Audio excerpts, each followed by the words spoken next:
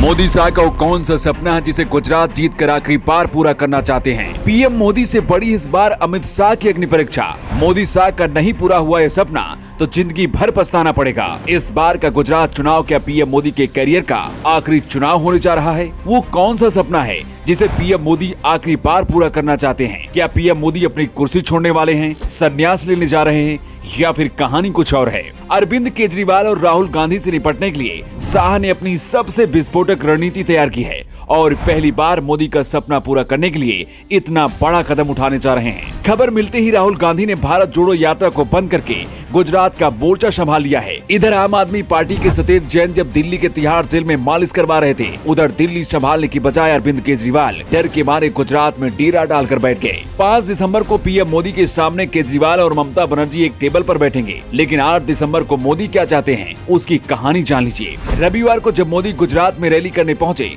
तो उनके मन में कई सवाल थे। ये सवाल 1-2 दिन पुराने नहीं बल्कि लंबे समय से उनके दिमाग में चल रहे थे और पहली बार गुजरात के लोगों से इस रैली में मांग करते हुए कहा कि किसी भी हालत में आप सबको गुजरात में बीजेपी की सरकार बनानी है। मोदी ने कहा कि इस बार मेरी ये इच्छा आप सबको पूरी करनी है। इसके साथ कहा कि नरेंद्र के सारे रिकॉर्ड अब गुजरात में भूपेंद्र तोड़ेंगे। मोदी ने आखिर ऐसा क्यों कहा, इस 2 मिनट के विश्लेषण में आपको जवाब मिल जाएगा। गुजरात में बीजेपी ने सिर्फ 46 स्टार प्रचारकों की फौज बनाकर गुजरात जीतने के लिए भेज दिया है। इस लिस्ट में योगी आदित्यनाथ से लेकर असम के मुख्यमंत्री हेमंत बिस्वा शर्मा भी शामिल हैं।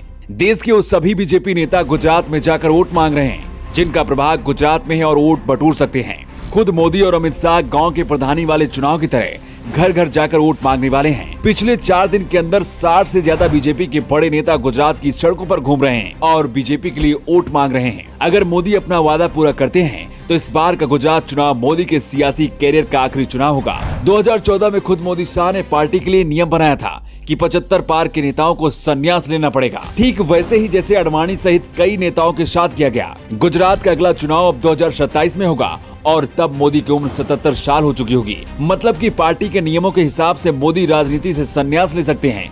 अगर ऐसा हुआ तो मोदी के राजनीतिक करियर का इस बार का गुजरात चुनाव आखिरी चुनाव होगा जिसे आखिरी बार वो जीतना चाहते हैं। मोदी के संन्यास लेने के बाद अमित शाह भी प्रधानमंत्री के दावेदार होंगे, इसलिए शाह के लिए इस बार का गुजरात चुनाव अग्नि परीक्षा की तरह है और हर हाल में जीतना होगा।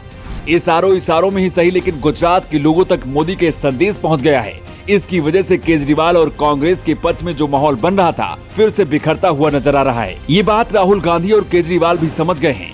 यही वजह कि केजरीवाल दिल्ली छोड़कर गुजरात में डेरा जमा लिया है और राहुल गांधी भी अपनी भारत जोड़ो यात्रा को छोड़कर गुजरात पहुंच गए हैं। क्या आपको भी लगता है कि इस बार गुजरात में मोदी शाह का सपना पूरा हो पाएगा या फिर बीजेपी चुनाव हारने वाली है?